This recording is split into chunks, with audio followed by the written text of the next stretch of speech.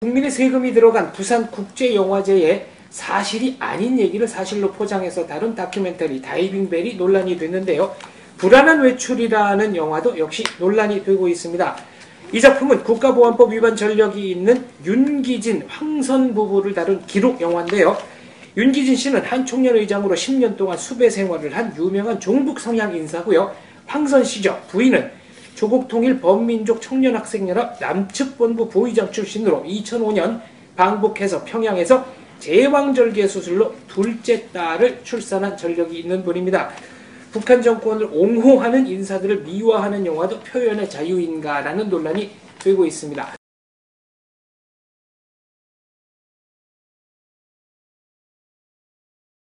독재 나라가 무너지고 있습니다.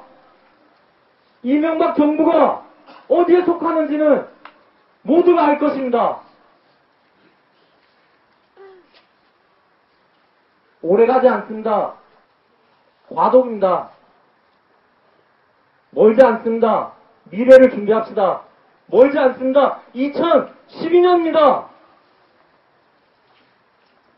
빠르게 실력 갖추고 더 뜨겁게 사랑하고 추징합시다. 3년 동안 이 윤기진 징역에서 놀지 않았다는 것 동지들에게 보여드리겠습니다. 감사합니다.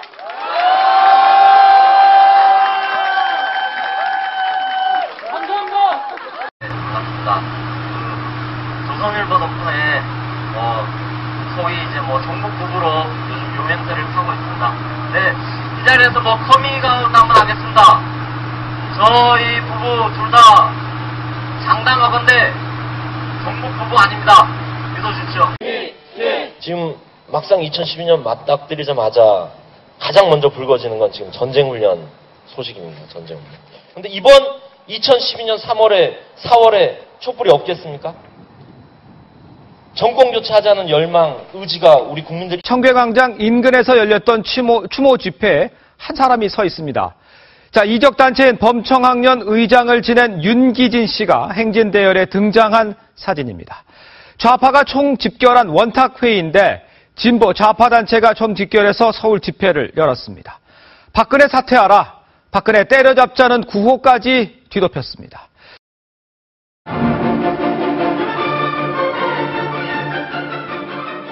초등학생들 자살이 심각하잖아요.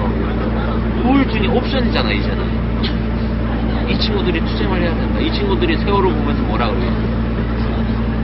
자기가 아는 쌍욕을 다 하고 살고 있을 거예요. 근데 어른들, 나쁜 어른들, 저는 그 마음이 너무 무서워요. 이 친구들이 촛불을 만나지 못하면 한국 사회는 미국처럼, 일본처럼 한순간 촛불을 만나야 돼요.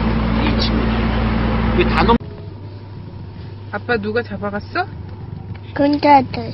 경찰들이? 응. 왜? 착한 일해서. 착한 일해서? 착한 일 하면 잡아가라. 아니요. 그뭐? 몰라. 몰라. 원래 착한 일 하면 잡아가면 안 되지. 그지? 응. 경찰 중엔 좋은 일 하는 경찰도 있는데, 아빠를 잡아간 사람들은 아주 나쁜 사람들이.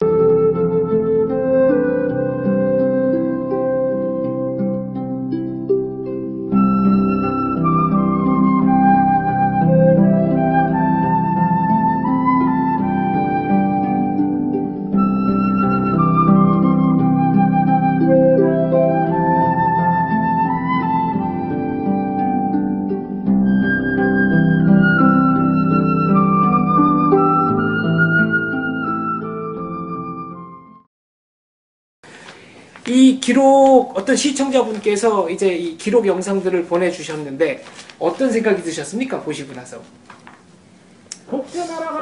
예, 제가 먼저 일단요 이제 보면 먼저 북한의 그 흐름을 먼저 말씀드리면 북한 사람들이 충성심이 얼마나 강합니까? 그리고 가지고 막 열정적이고 막 이런데 딱 넣고 보면 핵심이 없어요.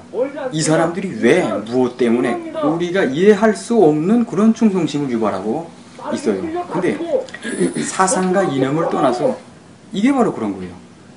저 아무리 봐도 도무지 공감이 안 가고 핵심이 없어요.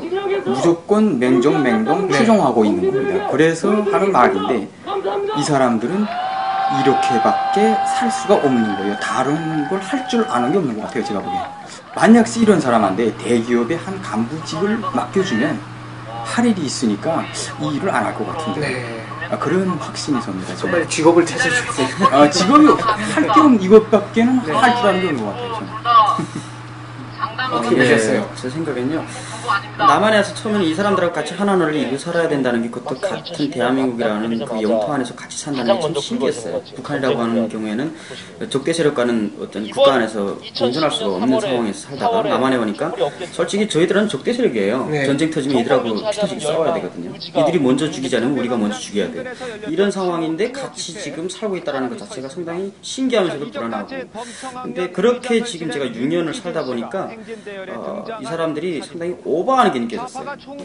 어찌 보면 북한의 충성심이 남한으로 옮겨진 것 같아요. 네. 실제 이제는 북한 주민들은 북한 정권에 대한 충성심이 이미 거의 바닥나 버렸어요.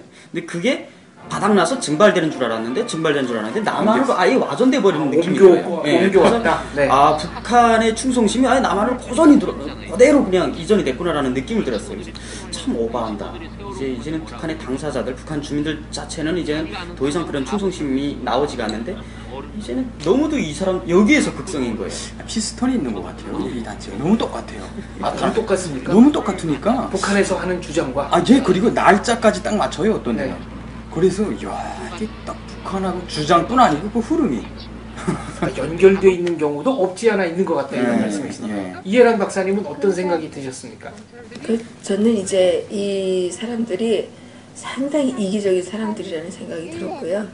그러니까 너무 자기 그 이기적인 생각에 빠져 있다 보니까 현실을 객관적으로 보지 못하고 어떤 그 자기의 그 이해관계에 맞춰서 이렇게 보다 보니까 여기까지 끌려간 것 같아요. 네. 그래서 한 번의 잘못된 선택이 그 한 사람의 인생을 이렇게 망쳐놓는구나 이렇게 생각을 하니까 좀 안타깝고요. 네. 그 다음에 그 평양산원에 가서 출생한 아이가 향후에 정말 남북 간의 관계가 어떻게 정리가 될지 저는 모르겠고, 전 세계적으로 볼 때 그 사회주의 또 특히 북한의 지금 수령 무상 독재 그 체제라는 거는 이 뭐 정상적인 사회에서는 인정할 수 없는 그런 체제 아니겠습니까? 그렇죠. 그게 이제 완전히 그 뭐 만약 체제 변화가 일어나서 진짜 북한 주민들에게도 자유민주주의가 주어진다고 할 때 이 사람들은 한반도에서도 못 살고 어디가 살아야 되지?